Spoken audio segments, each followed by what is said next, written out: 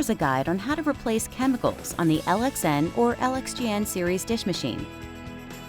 Before handling dish machine chemicals, always use personal protective equipment, including appropriate gloves and eye protection, and follow the chemical supplier instructions for handling. When the machine is out of detergent, rinse aid, or sanitizer, a notification and an exclamation mark will appear. Replace the empty chemical bottle and place the delivery tube in the new chemical container. The red delivery tube goes in the detergent container.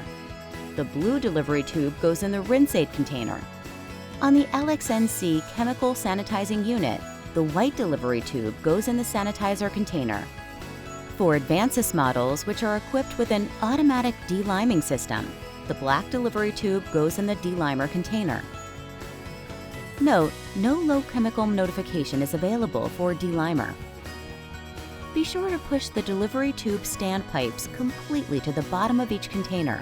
Check to make sure there are no obstructions or kinks in the delivery tubes.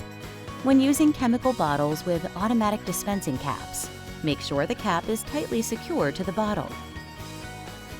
Press the Enter button and the machine will automatically start priming.